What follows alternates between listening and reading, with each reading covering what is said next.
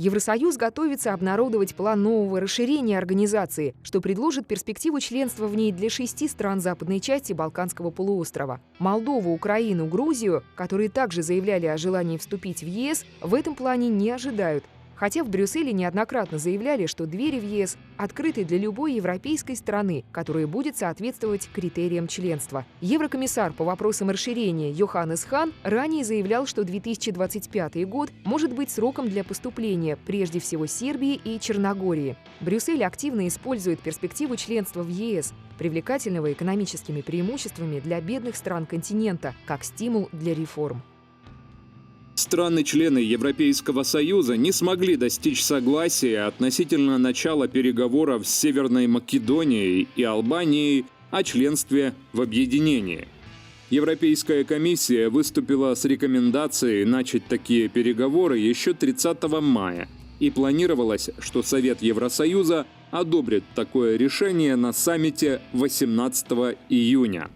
Однако ничего подобного не произошло. Оппозиция отдельных стран оказалась достаточно серьезной, и решение отложили на осень.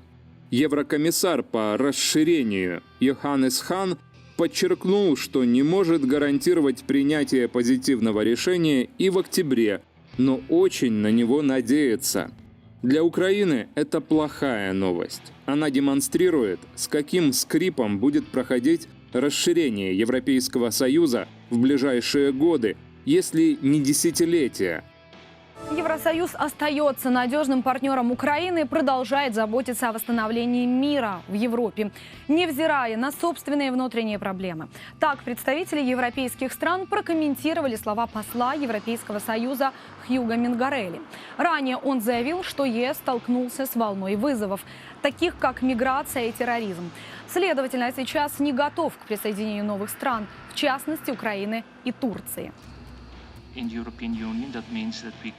Европейский Союз сталкивается с вызовами, отвечает на эти вызовы и ищет их решения. Сейчас мы должны заниматься этим с большим количеством стран-членов, чем раньше. И это уже вызов сам по себе. Но что важно для украинцев, на протяжении 70 лет нам удается сохранять мир на территории Союза, и мы продолжим отстаивать мир во всей Европе.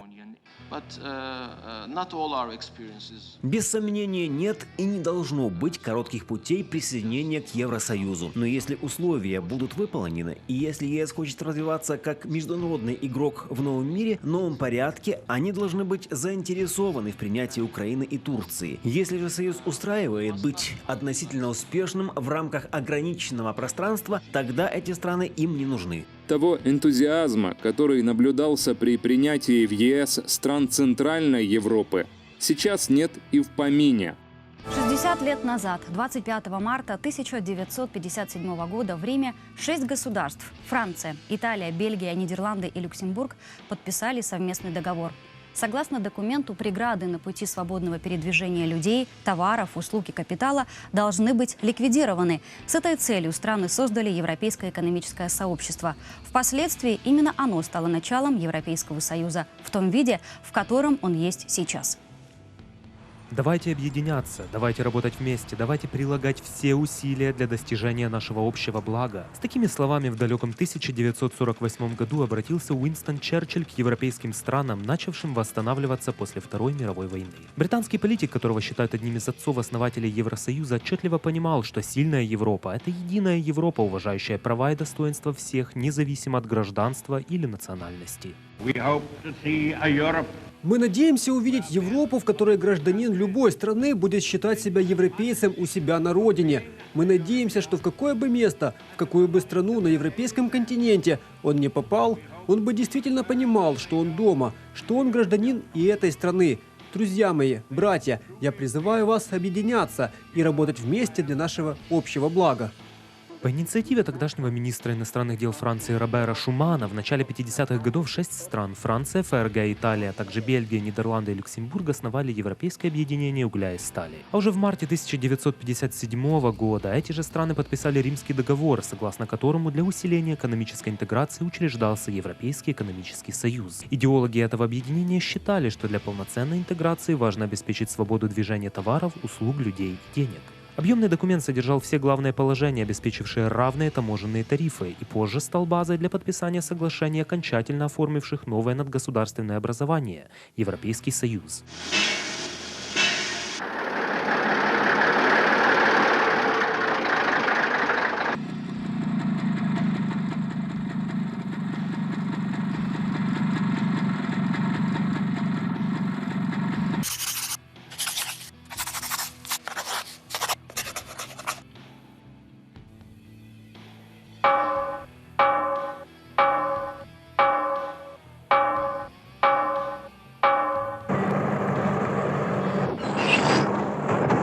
«60 лет спустя Евросоюз значительно расширился. Теперь в него входят 28 государств европейского континента. Лидеры этих стран собрались в Риме, чтобы отметить юбилейную дату и обсудить те проблемы и вызовы, с которыми приходится сталкиваться спустя годы. По результатам саммита торжественно подписали декларацию, в которой наметили основные направления работы Союза на следующее десятилетие. Но при этом приверженность основным ценностям свободной Европы отметили отдельно, ведь по общему мнению, сильная Европа – это единая Европа.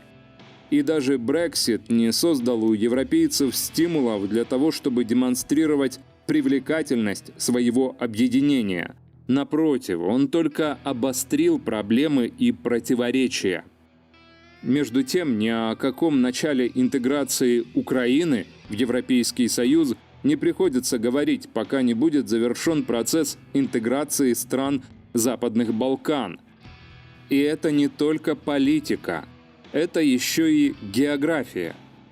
При этом сейчас нужно говорить не столько даже о членстве Украины в ЕС, сколько о самом начале переговорного процесса, который, в свою очередь, будет длиться годами. И все годы до начала переговорного процесса Украина будет продолжать оставаться в серой зоне между Евросоюзом и Россией. Поэтому в интересах украинцев, чтобы страны Западных Балкан поскорее добились успеха. И чтобы страны ЕС хотели хотя бы диалога с ними. Но этот диалог вовсе не обещает быть простым. Потому что при всей кажущейся сложности ситуации с Северной Македонией и Албанией, ее нельзя сравнивать с тем, что еще предстоит пережить при интеграции Сербии, Косово, и в особенности Боснии и Герцеговины. А ведь смысл подхода к интеграции Западных Балкан – сделать европейским, мирным и цивилизованным весь регион.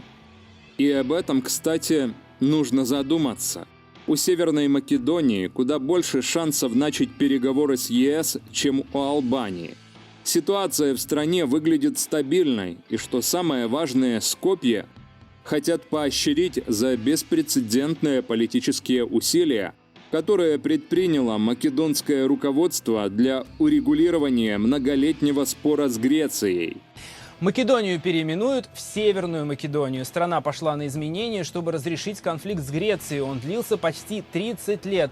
Афины не признавали название страны Македония, так как в Греции есть провинция с таким же названием, и там опасались, что Скопье может претендовать на эти земли. Из-за конфликта государство не могло вступить в ЕС и НАТО, так как Греция блокировала переговоры. У жителей Македонии спросят, согласны ли они с переименованием на референдуме уже этой осенью.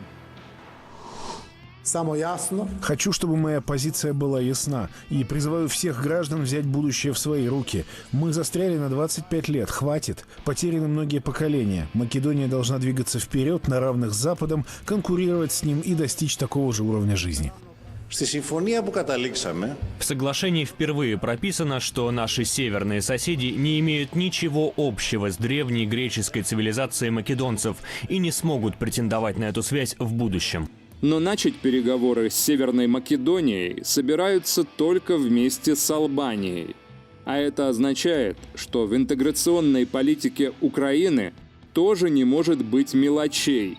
Например, нестабильность в соседней Молдове может в решающий момент стать такой же проблемой для начала переговоров с Украиной, как и ее собственные внутренние проблемы. Именно поэтому уже сейчас украинцам нужно учиться становиться не объектом, а субъектом большой политики. Иначе возникает перспектива так и остаться за дверьми Евросоюза навсегда. Для вас то, что произошло в Молдове, это вот тоже выглядит как такое последствие какого-то, ну не буду говорить слово договорника, а такой договоренности между какими-то странами? Что это было? Я считаю, что для Украины все произошедшее вообще крайне тревожно, потому что мы имеем полный шанс получить второй фронт в тылу. Тем более, что Молдова непосредственно примыкает к украинской Бессарабии, значит, где живут болгары и греки. Это, наверное, сейчас после Донбасса самая пророссийски настроенная территория страны.